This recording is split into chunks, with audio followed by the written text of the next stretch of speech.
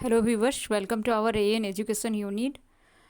आज हम आपका एमसीक्यू जो रहेगा ये पूरा क्वेश्चन आपका वन विचार के ऊपर में है। आपका जो वन माला है उसी चैप्टर से होगा, वर्णों के ऊपर में होगा सारा क्वेश्चंस। क्वेश्चन नंबर 1 देखिए, क वन का उच्चारण स्थान है। ठीक है, क वन का उच्चारण स्थान पूछा गया है कंठ, तालु, दंत, मूर्छ। तो अगर आप देखिएगा क्वेश्चन नंबर 1 जो है, क्वेश्चन नंबर 1 का सही ऑप्शन जो होगा वो आपका कंठ होगा। देखिए, कंठीय वन में से आपका आएगा आ विसर्ग, उसके बाद का वर्ग पूरा आएगा और उसके साथ साथ ह जो है ये आपका कंठीय वन है। ये बहुत इंपॉर्टेंट है, इसको याद रखिएगा कि कंठीय के अंतर्गत आता है आ और का वर्ग पूरा आएगा, विसर्ग आएगा और ह जो है ये कंठीय के अंतर्गत आएगा। तो क्वेश्चन नंबर 1 का ए ऑप्शन जो है वो सही होगा। क्वेश्चन नंबर 2, प का उच्चारण स्थान है। ये जो प जो है उसका उच्चारण स्थान पूछा गया है दंत, कंठ, ओठ, तालु। देखिए यहाँ पर प वर्ग के बारे में बोला गया। अगर आप प वर्ग के बारे में देखिएगा 2 नंबर क्वेश्चन जो है 2 नंबर का जो है आपका ऑप्शन जो सी जो है वो सही होगा। ये ओठ के अंतर्गत आएगा। आप अगर देखेंगे ओष्ठ्य के अंतर्गत आने वाला जितना भी वर्ण है वो आपका होगा ह्रस्व दीर्घऊ होगा और प वर्ग होगा। ये आपका ओष्ठ्य के अंतर्गत आएगा या ओठ के अंतर्गत आएगा। तो 2 नंबर प का उच्चारण स्थान जो है वो सी ऑप्शन सही होगा। ओठ जो है सही ऑप्शन है आपका। क्वेश्चन नंबर 3, घ का उच्चारण स्थान है। मैं अभी अभी आप लोगों को बताई, यहाँ पर देखिए 4 ऑप्शन दिया गया, कंठ, तालु, दंत, मूर्धा। तो आप 3 नंबर क्वेश्चन अगर आप देखिएगा तो 3 नंबर का ए ऑप्शन सही होगा। क वर्ग पूरा आता है कंठ के अंतर्गत और क वर्ग में ही घ आता है, इसलिए 3 का ए ऑप्शन जो है सही है। घ का उच्चारण स्थान जो है कंठ है। क्वेश्चन नंबर 4, ख का उच्चारण स्थान है मूर्धा, तालु, दंत, कंठ। एक ही तरह का क्वेश्चंस को, एक ही बात को बहुत तरह से आपको समझाने के लिए ये रिपीट क्वेश्चंस को दिया गया है। उम्मीद है आप लोगों को समझ में आएगा।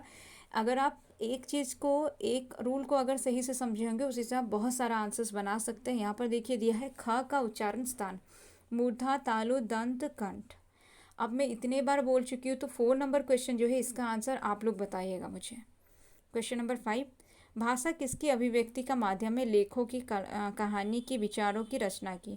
तो 5 नंबर क्वेश्चन अगर आप देखिएगा तो 5 नंबर का जो सही ऑप्शन जो हो जाएगा वो आपका सी होगा। विचारों की अभिव्यक्ति का माध्यम जो है भाषा है। भाषा हम लोग के सिलेबस में नहीं है। ये क्वेश्चन जो है बस समझने के लिए रखिए, बाकी हो सकता है कि बाई चांस आ जाए या फिर नहीं ही आएगा, ये हमारे सिलेबस में नहीं है। क्वेश्चन नंबर 6, व्याकरण वो ज्ञान है जो त्रुटियां पर ध्यान नहीं देता। व्याकरण वो ज्ञान है जो, यहाँ पर 4 ऑप्शन दिया गया, त्रुटियों पर ध्यान नहीं देता, मानकता के आधार पर भाषा प्रदान करता है, नियमों का विश्लेषण नहीं करता, आवश्यक नहीं। तो अगर आप 6 नंबर क्वेश्चन देखिएगा, व्याकरण वो ज्ञान है, इसका अगर सही आंसर अगर आप देखिएगा तो इसका बी ऑप्शन जो है सही होगा। मानकता के आधार पर भाषा प्रदान करता है व्याकरण, जो सर्वमान्य होता है वो हमें सिखाता है व्याकरण। क्वेश्चन नंबर 7, घ का उच्चारण स्थान। ठीक है, घ का उच्चारण स्थान जो है मूर्धा, कंठ, दंत, नासिका दिया है, तो 7 का बी ऑप्शन सही होगा। घ का उच्चारण स्थान जो है वो कंठ होगा। 7 का बी ऑप्शन सही है। क्वेश्चन नंबर 8, विसर्ग का उच्चारण स्थान। ठीक है, विसर्ग का उच्चारण स्थान पूछा गया है। यहाँ पर विसर्ग का उच्चारण स्थान अगर आप देखिएगा 8 नंबर क्वेश्चन जो है, क्वेश्चन नंबर 8 देखिए, विसर्ग का उच्चारण स्थान क्या है? तालु, दंतोष्ठ, मूर्धा, कंठ। तो 8 नंबर क्वेश्चन जो है इसका डी ऑप्शन सही होगा। विसर्ग भी जो है वो कंठ के अंतर्गत आएगा, तो विसर्ग का उच्चारण स्थान जो है कंठ है। क्वेश्चन नंबर 9, निम्नांकित में महाप्राण अघोष वर्ण कौन है? महाप्राण भी होगा और अघोष भी होगा। तो 9 नंबर क्वेश्चन अगर आप देखिएगा 9 नंबर का बी ऑप्शन जो है वो सही होगा। महाप्राण भी है और ये अघोष भी है। क्वेश्चन नंबर 10, दीर्घ ऊ ध्वनि का उच्चारण स्थान क्या है? ओष्ठ, दंत, तालु, मूर्धा। देखिए यहाँ पर दीर्घ ऊ के बारे में बोला गया है। 10 नंबर क्वेश्चन अगर आप देखिएगा तो 10 नंबर का यहाँ पर दिया है दीर्घ ऊ के बारे में। दीर्घ ऊ के बारे में देखिए, इससे पहले भी मैं आप लोगों को बताई थी कि ह्रस्व दीर्घ ऊ प वर्ग ये आएगा ओष्ठ के अंतर्गत। तो दीर्घ ऊ जो है ये आपका ओष्ठ के अंतर्गत आएगा। 10 का ए ऑप्शन जो है वो सही है। क्वेश्चन नंबर 11, निम्नांकित में महाप्राण घोष वर्ण कौन है? यहाँ पर जितना भी ऑप्शन दिया गया है इनमें से आपको बताना है महाप्राण घोष वर्ण। ख, छ, ठ, भ। तो 11 का जो है आपका डी ऑप्शन जो है वो सही होगा। ये आपका महाप्राण घोष वर्ण है। क्वेश्चन नंबर 12 देखिए, किस वर्ण का उच्चारण कंठ एवं तालु के सहयोग से होता है। ठीक है, 12 नंबर क्वेश्चन दिया है, किस वर्ण का उच्चारण कंठ एवं तालु के सहयोग से होता है। म, ख, ए, च। तो अगर आप देखिएगा 12 नंबर क्वेश्चन, 12 का सी ऑप्शन सही होगा। ये ए के बारे में बोला गया है, जिसका उच्चारण जो है कंठ एवं तालु के सहयोग से होता है। ठीक है, कंठ और तालु के सहयोग से जो है ए उच्चारित होता है। ये जरूरी है, इसको याद रखिएगा कि कंठ और तालु होगा उच्चारण स्थान ए और ए दोनों का। ठीक है, 12 नंबर का आपका ए ऑप्शन सी ऑप्शन सही होगा, जिसमें दिया गया है कि A1 का उच्चारण कंठ एवं तालु के सहयोग से होता है। और कंठ और तालु अगर आपका ऑप्शन में हो, क्वेश्चन में अगर हो, तो आप याद रखिएगा ए दोनों आता है, कंठ और तालु इन दोनों का उच्चारण स्थान है।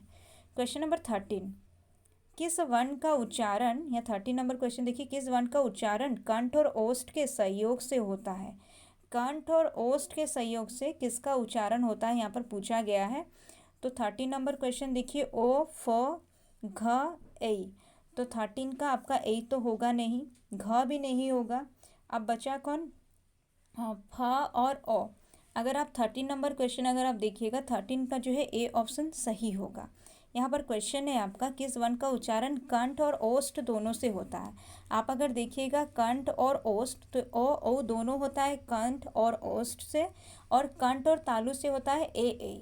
ठीक है, कंठ और तालु से होता है ए, और कंठ और ओष्ठ से होता है ओ। इसको याद रखिएगा, बहुत इजी है। अगर आप लोग इसको मल्टीपल टाइम्स सुनते भी हैं तो आप लोगों को याद रह जाएगा। और अगर किसी के लिए ये बिल्कुल नया है तो इसको लिख कर प्रैक्टिस कीजिए, आप लोगों का याद रहेगा। लेकिन ये बहुत ज़रूरी है।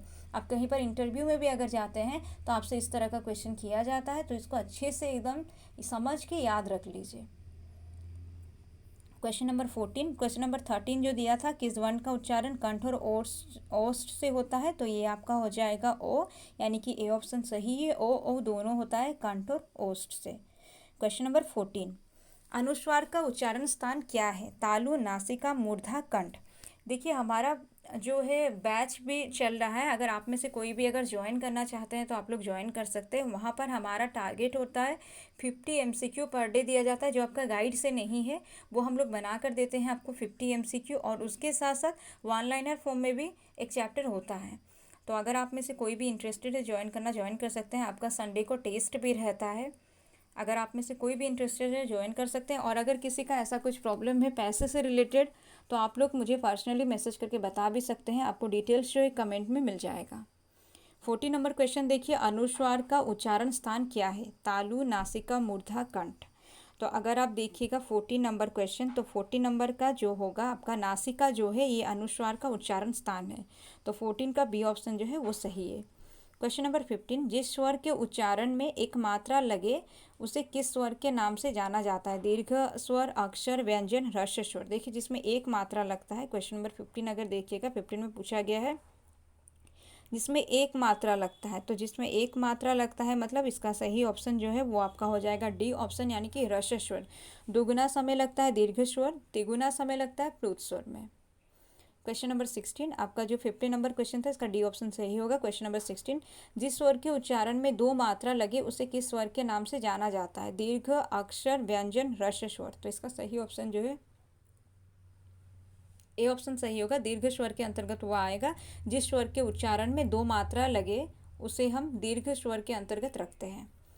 16 का आपका ए ऑप्शन सही है। क्वेश्चन नंबर 17, व्यक्ति द्वारा सार्थक उच्चारित वाणी को कहते हैं। देखिए, 17 नंबर क्वेश्चन जो आपका दिया है, यहाँ पर बोला गया है कि व्यक्ति द्वारा सार्थक उच्चारित वाणी को क्या कहते हैं। भाषा, अक्षर, मुहावरा, वाक्य। तो अगर आप देखिएगा इसका ए ऑप्शन सही होगा। व्यक्ति द्वारा सार्थक उच्चारित वाणी को कहते हैं भाषा। क्वेश्चन नंबर 18, किसी एक ध्वनि या ध्वनि समूह की उच्चारित न्यूनतम इकाई को कहते हैं। ठीक है, न्यूनतम इकाई मतलब सबसे छोटी इकाई। सबसे छोटी इकाई जो है 18 नंबर क्वेश्चन अगर आप देखिएगा, भाषा, अक्षर, मुहावरा, वाक्य में से सही ऑप्शन आपका बी होगा। 18 का बी ऑप्शन सही है। उसको अक्षर कहते हैं। कभी कभी इस तरह से क्वेश्चन आ जाता है, इसलिए ये इंपॉर्टेंट है, इसको याद रखिएगा। क्वेश्चन नंबर 19, जिन ध्वनियों के उच्चारण के समय हवा बिना किसी रुकावट के मुंह से निकलती है उन्हें कहते हैं। अगर हवा बिना रुकावट से मुंह से निकले तो उनको क्या कहते हैं, जिनका हम उच्चारण करते हैं? भाषा, अक्षर, स्वर, व्यंजन। तो 19 नंबर क्वेश्चन अगर आप देखिएगा तो 19 का सी ऑप्शन सही होगा।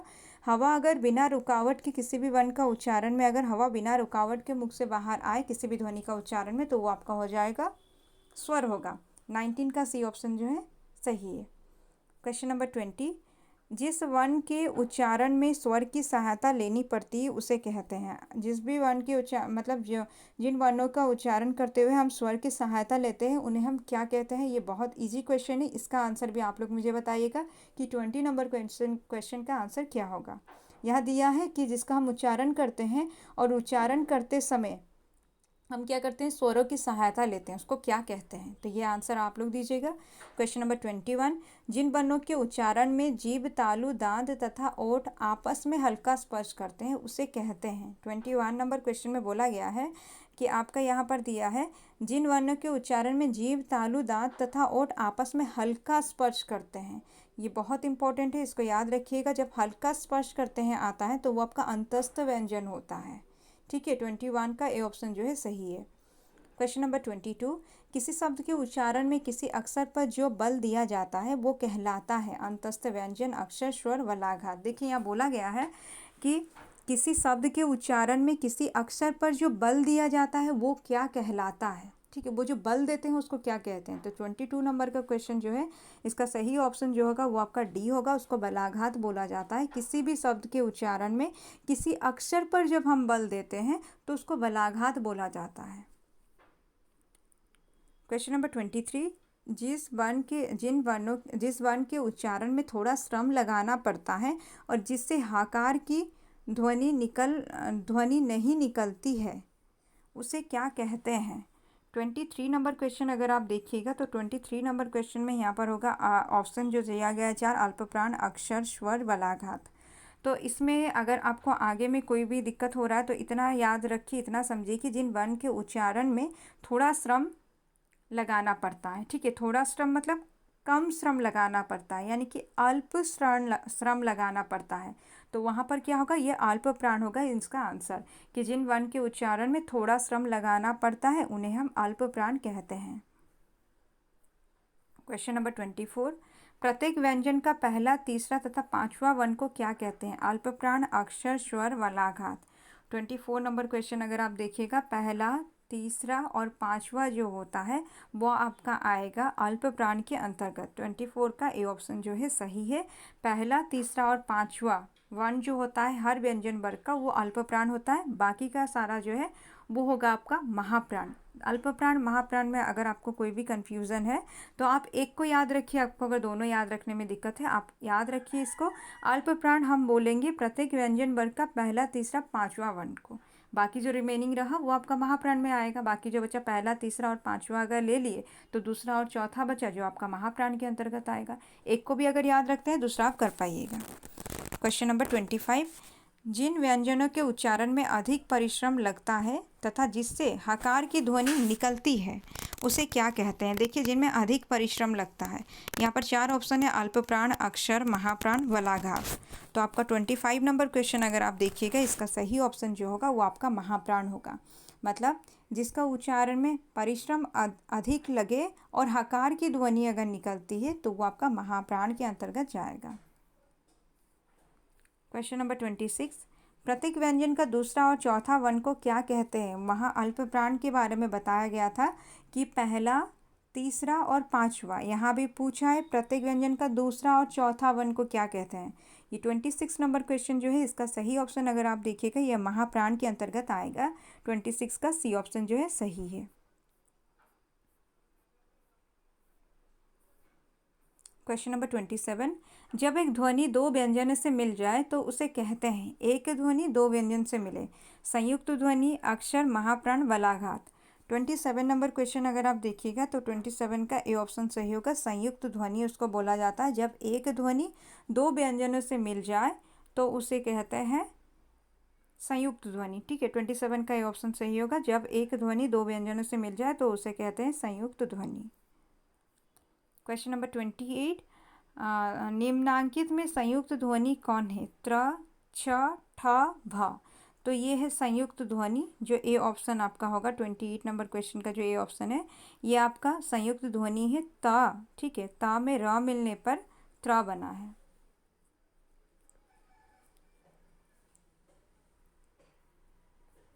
क्वेश्चन नंबर 29,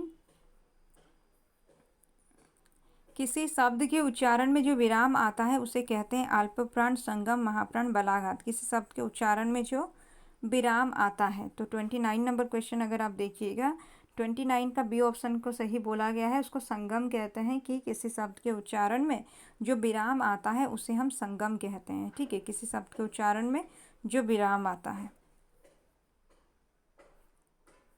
क्वेश्चन नंबर 30, निम्नांकित में ऊष्म वर्ण कौन है? तालव्य स, छ, ठ, भ। तो आपको तो पता ही होगा, ऊष्म व्यंजन जो 4 है, 3 स और एक ह। ठीक है, तालव्य स, मूर्धन्य स, दंत स, ह, इसको बोला गया है ऊष्म वर्ण। तो 30 नंबर क्वेश्चन जो है आपका, अगर इसमें से ऑप्शन में से अगर आप देखिएगा, ए ऑप्शन सही होगा। तालव्य से यहाँ ऑप्शन में दिया गया, ये सही ऑप्शन है, ऊष्म वर्ण होगा ये। क्वेश्चन नंबर 31, निम्नांकित में अंतस्थ कौन है? तालव्य स, छ, व, भ। देखिए, अंतस्थ व्यंजन भी 4 है, य, र, ल, व। तो यहाँ पर अगर आप देखिएगा, य, र, ल, व में से वो दिया गया है। 31 का सी ऑप्शन जो है सही है। क्वेश्चन नंबर 32, निम्नांकित में एक मात्रिक मूल स्वर कौन है? निम्नांकित में एक मात्रिक और मूल स्वर बोला गया, तालव्य, अ, व, भ। तो 32 नंबर क्वेश्चन अगर आप देखिएगा, तो 32 का जो सही ऑप्शन आपका होगा वो आपका बी ऑप्शन सही होगा। अ के बारे में बोला गया, जो एक मात्रिक है और मूल स्वर भी है। मूल स्वर क्यों बोला गया? क्योंकि अ में अ मिलने पर आ होता है, लेकिन यहाँ पर आ है, इसलिए ये मूल स्वर होगा और ये एक मात्रिक भी है। 33 नंबर क्वेश्चन अगर आप देखिएगा, हिंदी वर्णमाला में स्वर वर्ण कितने हैं? 11, 12, 13, 14। 33 नंबर क्वेश्चन अगर आप देखिएगा, हिंदी वर्णमाला में स्वर वर्ण कितने हैं? आप अगर टोटल कुल वर्णों की संख्या देखिएगा, 52 या फिर 44 हो सकता है, और उसमें स्वरों की संख्या जो है 11 है। तो 33 नंबर क्वेश्चन अगर आप देखिएगा, इसका ये ऑप्शन जो है सही है। क्वेश्चन नंबर 34, हिंदी भाषा किस लिपि में लिखी जाती है? बहुत ईजी क्वेश्चन है ये, इसका आंसर आप लोग बताइएगा। एज ए हिंदी के मतलब एज ए टीचर हम जाएंगे अगर क्लासरूम में, तो हमको हिंदी ही लिखना है, और जो उसका स्क्रिप्ट होता है वही अगर हमें पता नहीं है तो फिर क्या ही बोलना। तो इसका आंसर तो आप लोग मुझे दीजिएगा कि ये लिपि जो है क्या है हिंदी भाषा की। 34 नंबर क्वेश्चन का आंसर आप लोग मुझे दीजिएगा। क्वेश्चन नंबर 35, वर्गों के समूह को कहते हैं। ठीक है, वर्गों के समूह को क्या कहते हैं? यहाँ पर एक्चुअली होना चाहिए वर्णों के समूह को क्या कहते हैं। तो 35 नंबर क्वेश्चन अगर आप देखिएगा, वर्ण, अक्षर, वर्णमाला, समूह, तो 35 का सी ऑप्शन सही होगा। वर्णों के अक्षर को बोला जाता है वर्णमाला। क्वेश्चन नंबर 36, हाँ का उच्चारण स्थान मूर्धा, दंत, कंठ, तालु। 36 नंबर क्वेश्चन जो है, इसका आंसर भी आप लोग मुझे बताइएगा। ये मैं मल्टीपल टाइम्स यहाँ बता चुकी हूँ कि ये किसके अंतर्गत आएगा। इसका आंसर भी आप लोग मुझे दीजिएगा, और आप लोग पढ़ते रहिए। बहुत सारे का ये हाल है कि एग्ज़ाम एक्सटेंड हुआ है, तो वो लोग सोच रहे हैं कि हम कुछ दिन तक अभी पढ़ेंगे नहीं। ऐसा अगर आप लोग करते हैं तो अभी तक का मेहनत जो है वो आप बर्बाद कर देंगे। अगर पढ़ना बंद कीजिएगा तो सब कुछ भूल जाइएगा। तो रिवीजन करते रहिए, पढ़ते रहिए। हाँ, जो रात में उठ के आधी रात तक पढ़ रहे थे, जो सुबह सुबह नींद को सैक्रिफाइस करके उठ रहे थे, वो थोड़ा एक्स्ट्रा टाइम सो जाइए, क्योंकि अगर अभी भी वही करते रहे तो एग्ज़ाम तक आप लोग बीमार पड़ जाइएगा। लेकिन पढ़ना किसी भी कीमत में बंद नहीं कीजिए, मेहनत कीजिए। और मेहनत तब तक हमें करना है जब तक हम जिस चीज़ को हम चाहते हैं उसको अचीव ना कर लें। तो उस हिसाब से मेहनत कीजिए। और अगर आप में से कोई भी चाहते हैं ज्वाइन करना, तो आपको वो कमेंट में उसका डिटेल्स मिलेगा, आप लोग ज्वाइन कर सकते हैं। किसी को अगर कोई प्रॉब्लम है पैसे से रिलेटेड, वो मुझे पर्सनली मैसेज करके बता सकता है। और पढ़ते रहिए, मेहनत कीजिए, और चैनल को शेयर भी कीजिए, क्योंकि चैनल नया है। हमारा जो मतलब एक जो रिक्वायरमेंट है उसके अकॉर्डिंग अगर हम देखेंगे तो हमारा वॉचिंग आवर्स जो है मोनेटाइज होने के लिए कंप्लीट हो चुका है, लेकिन सब्सक्रिप्शन कंप्लीट नहीं है। तो सब्सक्राइब कीजिए, चैनल को शेयर कीजिए। बहुत सारे होंगे आप में से भी शायद अभी तक सब्सक्राइब नहीं किए हैं, और अगर कर भी दिए हैं तो आपके जो भी आसपास के उनको शेयर कीजिए। वो लोग अगर मतलब क्या है, अभी वॉचिंग आवर्स तो कंप्लीट हो चुका है, एटलीस्ट शेयर कीजिएगा। कोई अगर सब्सक्राइब करता है तो सब्सक्रिप्शन भी बढ़ जाएगा। बाकी मेहनत कीजिए, पढ़ते रहिए। मैं कोशिश करूँगी पर डे क्लासेस लेने की, जितना हो पाएगा मैं ज़रूर करूँगी।